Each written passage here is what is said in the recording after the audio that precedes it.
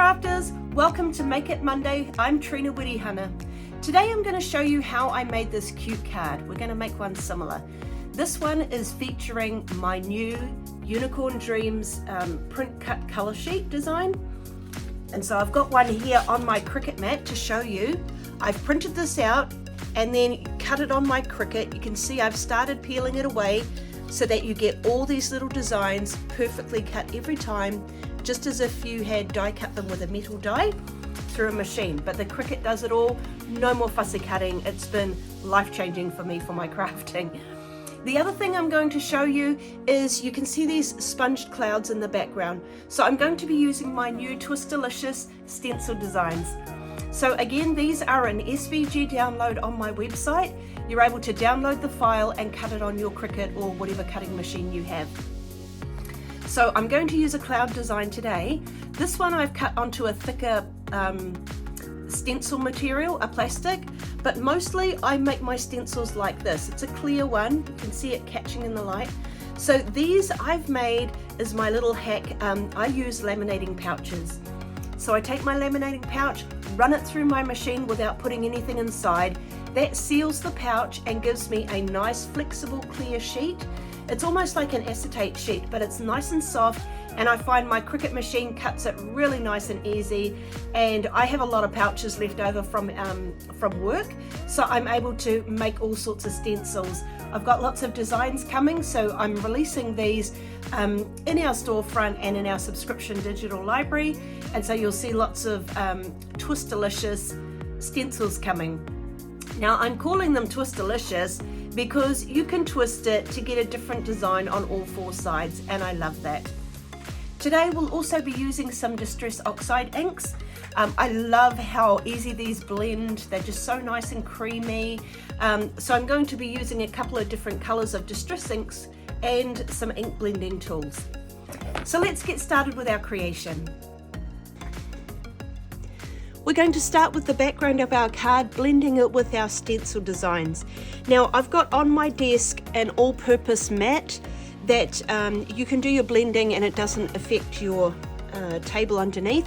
What I like to do, usually my favorite thing to use is a glass sheet, but on the video with the lighting it kind of has a lot of glare, so it's not so great for my videos.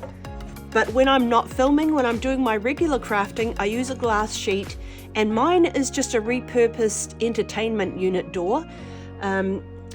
My kids took it off the entertainment unit. They were going to throw it away, so I just thought I can actually use that. I took the metal strips that come off the door, took those off, and I've just got a glass sheet. So it's really nice and easy to clean up.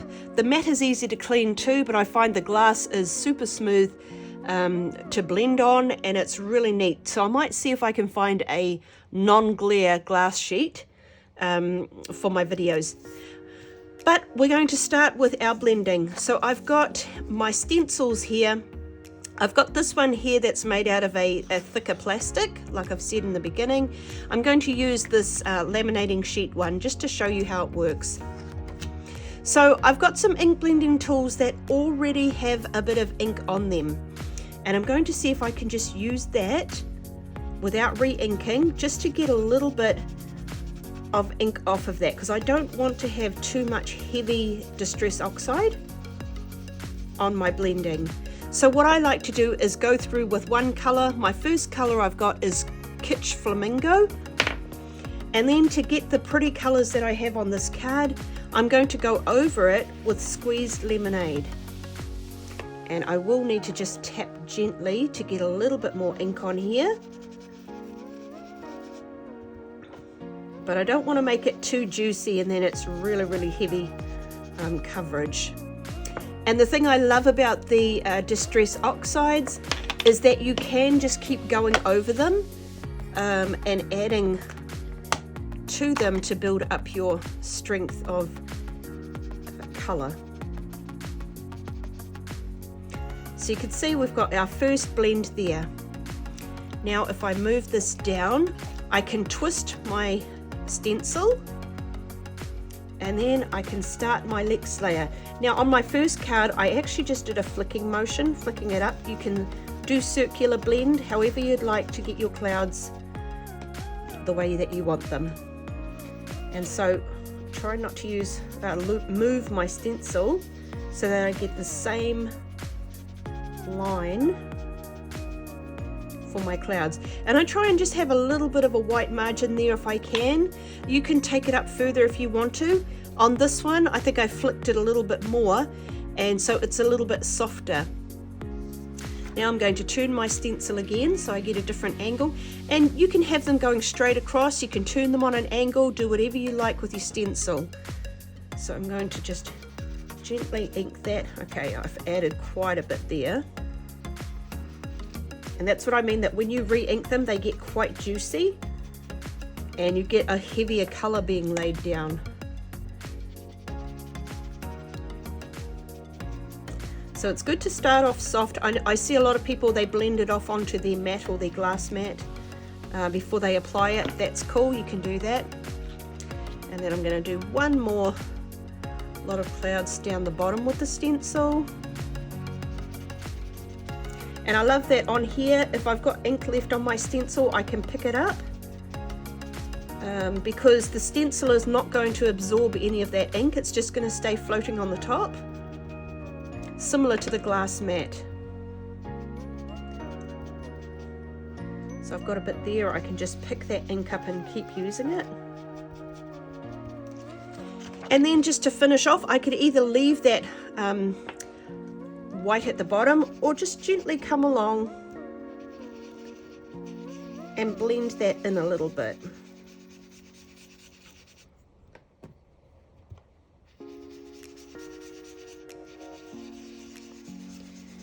And there we have a beautiful background sky. Now you can use all sorts of different colors for skies. I like to try and choose all my lightest colors. So I have ones like milled lavender, speckled egg, which I've got some here on my desk. Let me just find them. So these sort of softer shades, you could use tattered rose. So all of the softer ones, this shaded lilac is kind of light, it gets a little bit darker. But any soft colors that you have would make really pretty clouds. You can go with darker colors as well, just take a light hand and just go very gently with them. So I recommend using all the softer colors to do your clouds. It makes a really, really nice finish. So that's our background done. I'll just move these off to the side. And I like to close them up with, don't leave my inks open too long because otherwise they're going to get a lot drier than they need to be. And so once I've finished with this, I can get a microfiber cloth or a wet wipe, a baby wipe, and just wipe that stencil clean so that I've got a good clean stencil ready to go. You could always wash these in soft soapy water, dishwashing liquid, and just let them air dry. But that way I've got my stencil clean, and you can see that I've turned it over. So even with this one here that you can see, you can ink on one side and clean it off, and then you can go with the other side. It'll give you the opposite of that pattern. So it actually gives you pretty much eight designs on these, because you can use one side, flip it over and get the opposite there. So I'm really having a lot of fun with these new stencils, and they make such beautiful backgrounds. So now we're going to move on to the colouring of our image. I've got my little images cut out here. So I've got my unicorn, this cute little bubble with the heart, and this dream big sentiment that I'm going to use. Now, these two here, the greeting and the bubble, are not actually on this unicorn sheet. I'll just show you the images. So this is the unicorn sheet here, and it has a number of really cute greetings, but I actually took these ones because I thought they were super cute. I took these off my Little Piggies set. So you can see that I've taken the bubble out of here, and here's the greeting. So you can mix and match through the different print sheet designs what you want to have on your cards. And so I like to just mix them up every now and then and just create a cute card. Now, something I've been doing a lot lately, which I really love, is a little hack of mine. I take some of my old Cricut mats and cut them down smaller And just to help me with my coloring, I just stick all my little images down. You can just color them, you know, just put them on your mat and do it like that. But I find that it's easier for me to move them around and see the way that I want to cut. And so I'm really enjoying using it like this.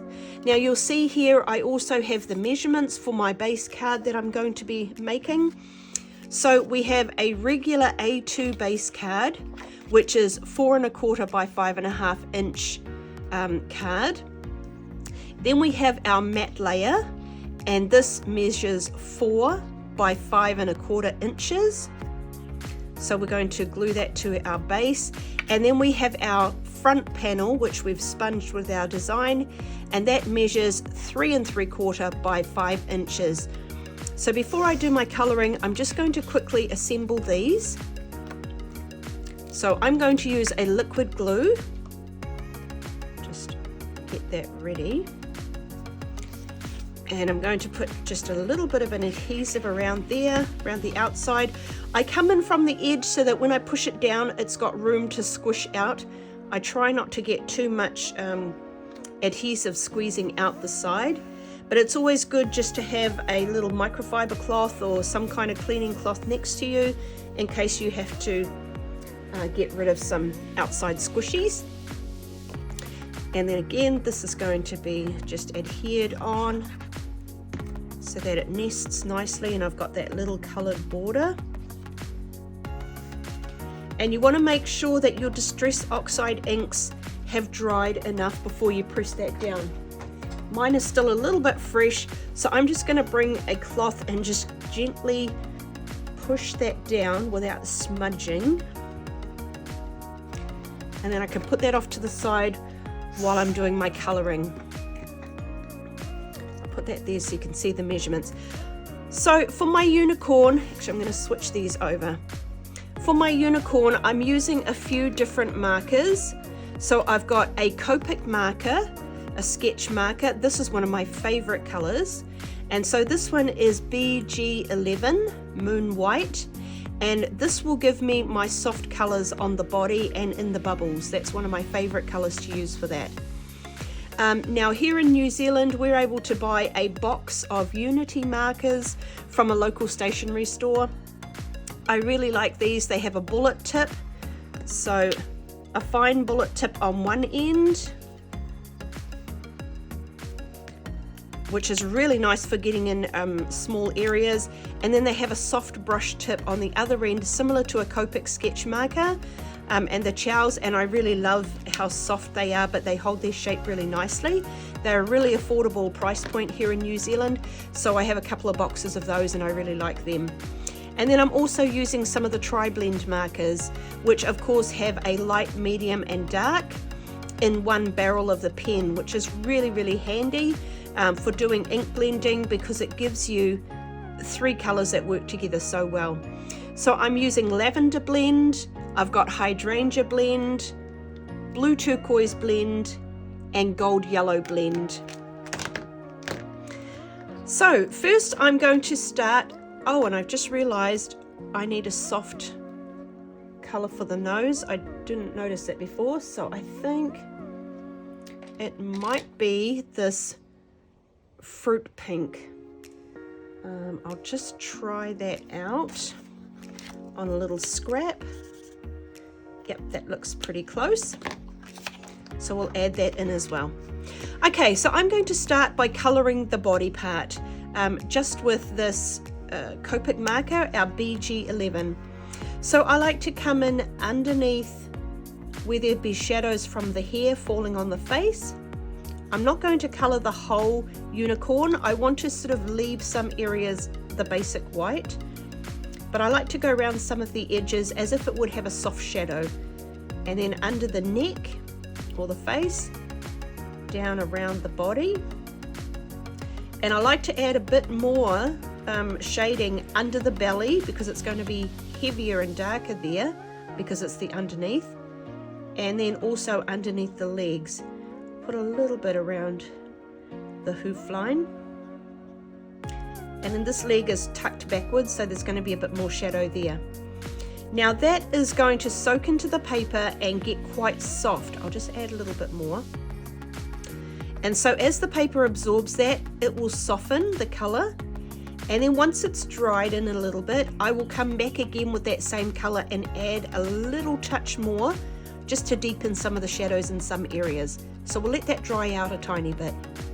Now I'm going to color in the nose. So I'm going to use the bullet point here, just so I can get round nice and tidy, try not to go over my edges. And our nose is pretty simple, fairly basic. Now I'm going to work on the hooves and the horn using the gold brown blend. So I like to start with a lighter color and just cover that whole area in a lighter shade. So we're just going to quickly color those. Just a very basic fill. Then I like to come with a slightly darker shade, so I'm going to go with my mid-tone, and I'm going to go along the bottom of the hoof line and up here, because shadows would be underneath the body, and same thing there, and then I'm going to go under the hoof line there.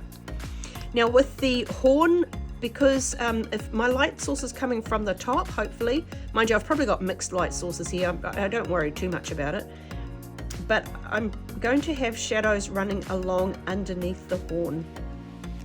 And you could always put a little bit, just like that, up there to sort of add some shadows to make it look like the horn parts are rounded. Okay, so we'll let that dry off a little bit. Now we're going to do, I've got some green parts of the mane here, so I'm using this light yellow green, and I'm just going to come in with the bullet tip, fill that area, so we have that one and this part of the mane here. I'll let that dry out, and then I can add a tiny bit more with this color just to add a little bit more shading. Now I'm going to come with my turquoise blue. I'm coming with the light end to do the bottom of the tail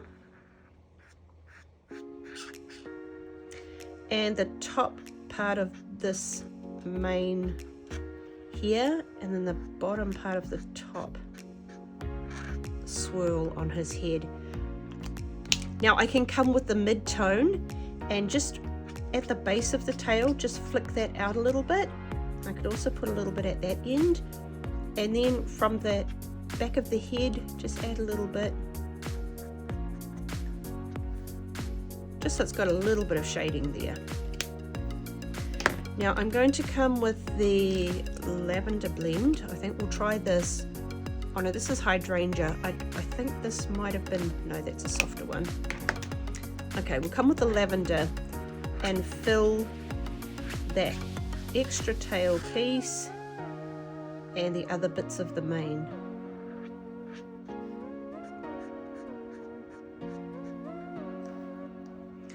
Now we can come with a slightly darker one if we want. I think this is going to be quite a contrast, so just put a tiny bit there, and then I think we're best to come back with the light shade and just add a little bit more with that, just build up that color.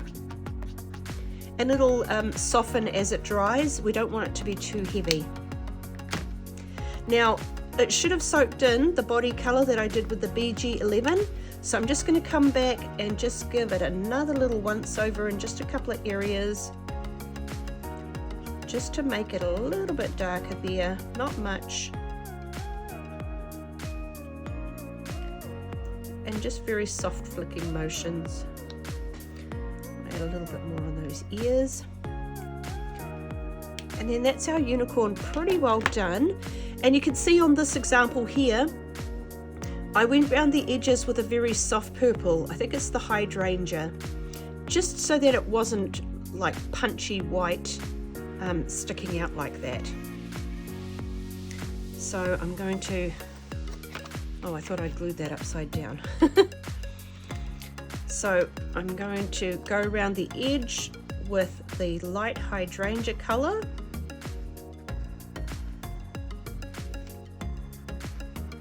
Now sometimes I will peel these off the mat, in fact I'll do that now, when I'm doing my edges, I like to peel my images off the mat, and I come in with a black piece of scrap cardstock just to protect my mat, and that makes it so much easier to go around the edges and just soften that white edge.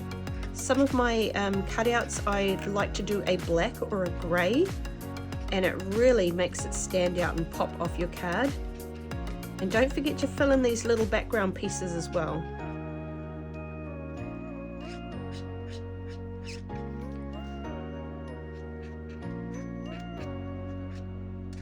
That's just going to soften the edges of my die cut against my card base.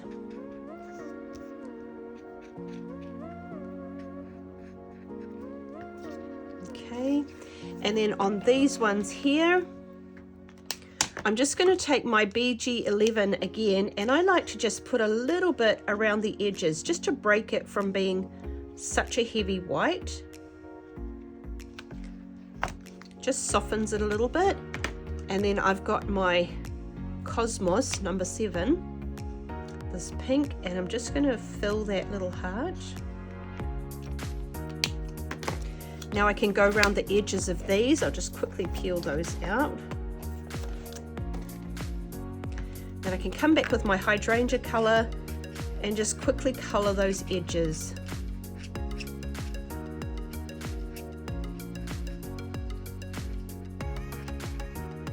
And then we'll have our elements ready to go just to adhere onto our card.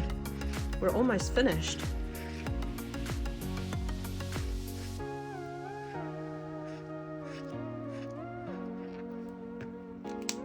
So that's our colouring elements done.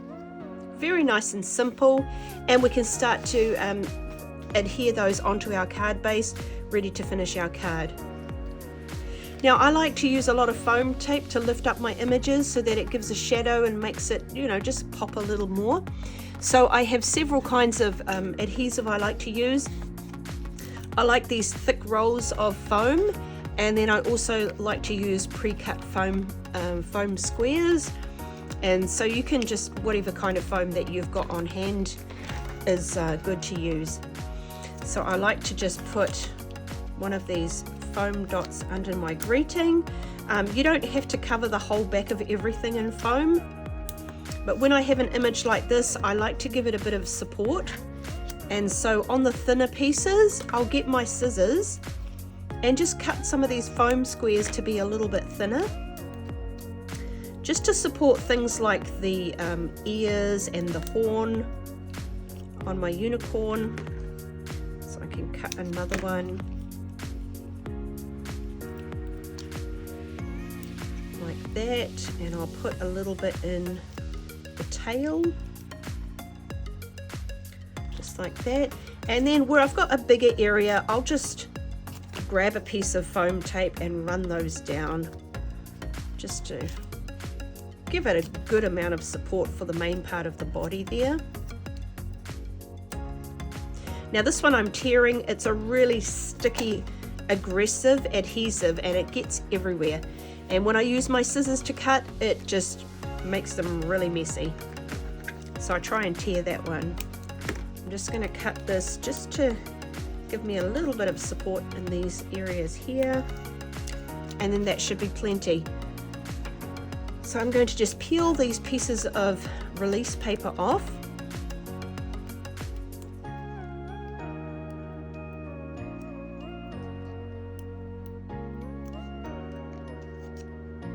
I just have my bin sitting here to the side of me, so I just peel those out straight into my bin. My trash can, and then I can keep my work surface nice and tidy. So I've got my unicorn ready to go, so I'm just going to pop that on there, press down, and that's stuck nicely.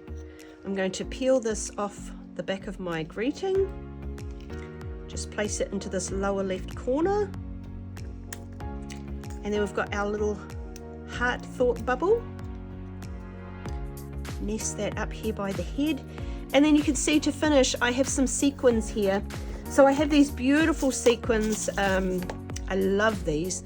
These are from Close to My Heart. I've been a Close to My Heart maker for a number of years now, and so these have been in my stash for a little while. So I like to just tip a few of these into the lid of my container, just so it's easier to pick them out. And I've just got a wax pickup stick, which helps me to pick up some of these little sequins. Now I like to use a little bit of liquid adhesive, so usually I'll just put a few dots here and there. You don't always have to put them in the same spot, but I just like to dot them around where I think I'd like my sequins to go. I try not to make my dots too big because I do like to use a variety of sizes. So these ones are wild berry, these ones are bluebell, and I like the ones that have this iridescent shine on them. So just try and pick that up and then drop that down onto my adhesive. Sometimes they want to lift up again on the wax pencil, but most of the time I'm able to get them to nest down there nicely. That's a silver one, I don't really want that one. And so I like to mix up the sizes, get some slightly bigger ones, something smaller, sequins, find the ones that have the pretty shine that I like, and it just gives a really pretty finish to your card. A little bit of sparkle, a little bit of shine. Oh, you can hear the roosters outside my house going crazy. They've been very, very vocal this morning.